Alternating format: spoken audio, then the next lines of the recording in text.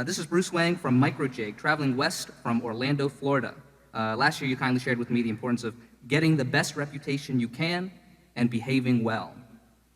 This year, I'd like to ask and preface with Bill Gates wrote, Warren's gift is being able to think ahead of the crowd. It requires more than taking his aphorism to heart to accomplish that, although Warren is full of aphorisms well worth taking to heart. And he also added that I've never met anyone who thought in business in such a clear way. Warren, what elusive, yet obvious to you, truth has allowed you to think ahead of the crowd and build a clear mental framework to produce a historically significant institution, powerhouse brand? And Charlie, same to you, what obvious truth presents itself so clearly to you, but many would fervently disagree with you upon? I think I got the question, and I owe a great deal to Ben Graham in terms of learning about investing, and I owe a great deal to Charlie in terms of learning a lot about business. And then I've also been around. I mean, I've spent a lifetime, looking at businesses and why some work and why some don't work. As Yogi Berra said, you can see a lot just by observing, and that's pretty much what Charlie and I have been doing for a long time. And you do. I mentioned pattern recognition earlier. And I would say it's important to recognize what you can't do. So we may have tried the department store business and a few things, but we've generally tried to only swing at things in the strike zone, at our particular strike zone. And it really hasn't been much more complicated than that. You don't need the IQ in the investment business that you need in certain activities in life.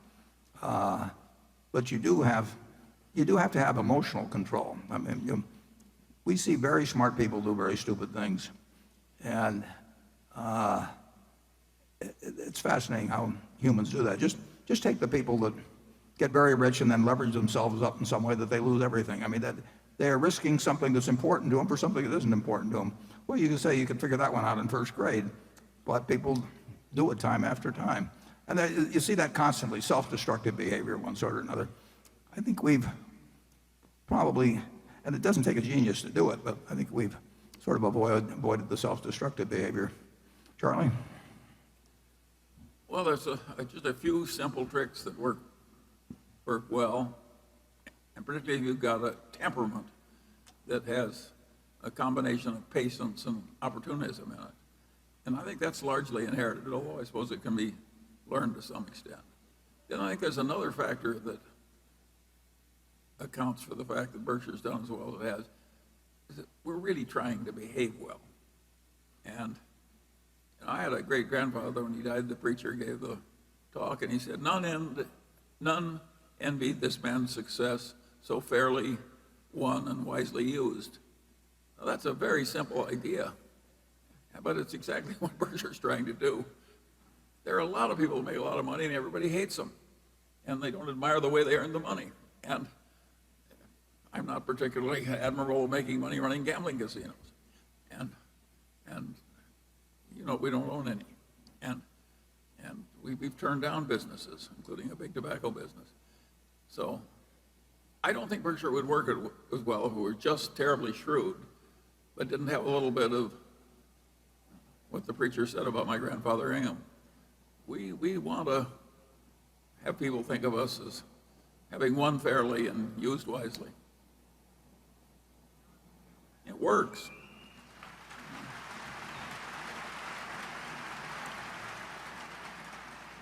And we were very, very lucky to be born when we were and where we were.